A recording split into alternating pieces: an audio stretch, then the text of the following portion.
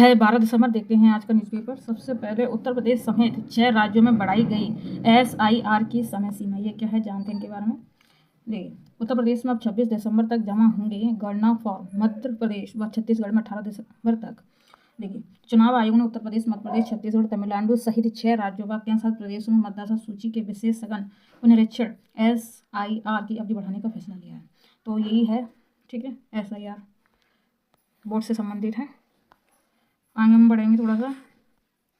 Thailand में हिरासत में लिए गए लूथरा बंधु जल्द भारत लाए जाएंगे। देखिए, दिल्ली में अब होंगे 13 जिले, समाप्त होगा सीमाओं का भ्रम।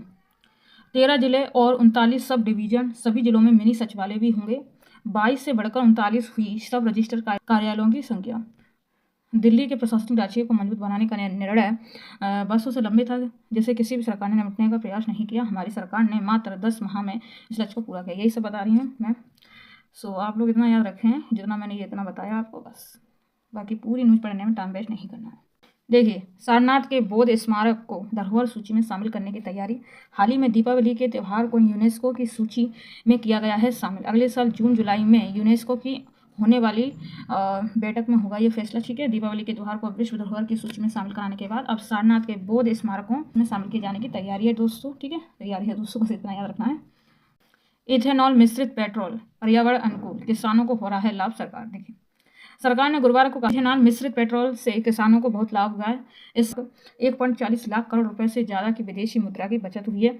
इथेनॉल मिश्रित पेट्रोल के उपयोग को लेकर चिंताओं के बीच केंद्रीय सड़क परिवहन राजमार्ग मंत्री नितिन गडकरी ने लोकसभा में पूरक प्रश्नों का उत्तर देते हुए कहा, बड़े पैमाने पर परीक्षण के बाद उन कारों पर कोई बुरा असर नहीं पाया गया जिनमें कि E20 पेट्रोल इथेनॉल मिश्रित पेट्रोल प्रयोग किया जाता है। यह पर्यावरण अनुकूल बदलाव है, यह कम प्रदूषण करता है और विदेशी मुद्रा भी बचाता है। बस यही बात कही उन्होंने। लोकसभा में ई-सिगरेट पर हंगामा। अनुराग ठाकुर ने तृणमूल के सांसद पर सदन के भीतर ई-सिगरेट पीने का लगाया गंभीर आरोप। स्पीकर ने कहा नियमों का उल्लंघन बर्दाश्त नहीं, लिखित में दीजिए, कार्रवाई होगी। देखिए, हमेशा राष्ट्र के हित के अधीन होते हैं व्यक्ति के अधिकार। सुप्रीम कोर्ट, संविधान के अनुच्छेद 21 के तहत गारंटीकृत अधिकारों की हमेशा रक्षा की जानी चाहिए, मगर देश की सुरक्षा या अखंडता के मामलों में ये जमानत देने का एकमात्र अधिकार नहीं हो सकता। दोस्तों, और जाने इंपॉर्टेंट है। सुप्रीम कोर्ट ने गुरुवार को कहा कि किसी व्यक्ति के अधिकार हमेशा राष्ट्र के हित के अधीन होते हैं।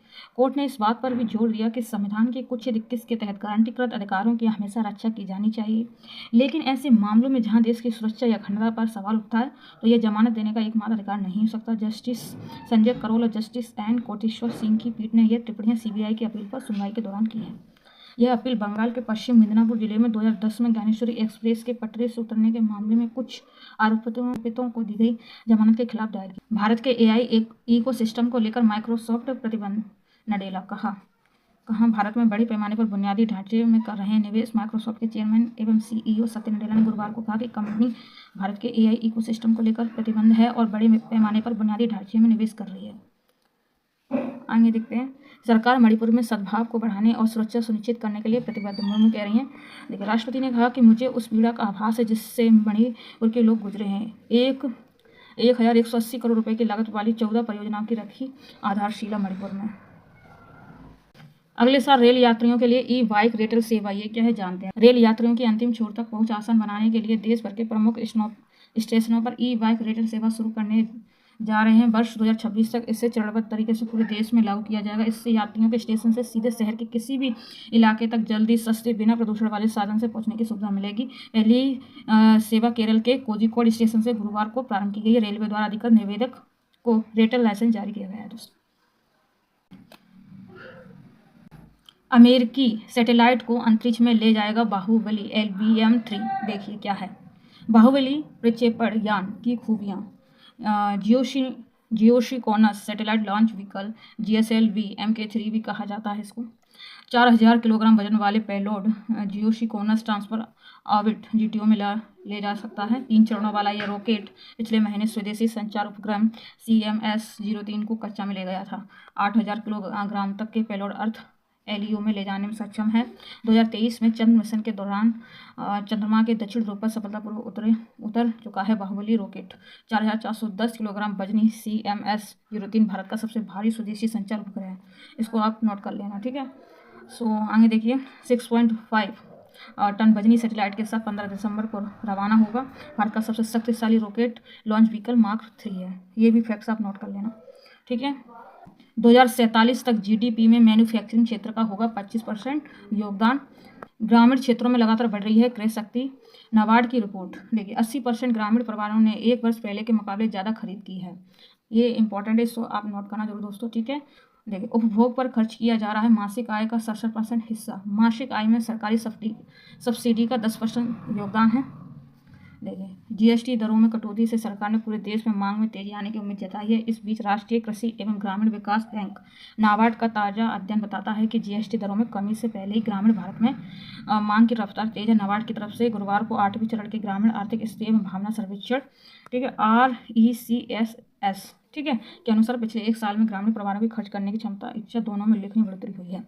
सत्य तो इस बात को आप नोट कर लेना, ठीक है। 42.2% परिवारों ने पिछले 1 साल में आय बढ़ने की बात कही है।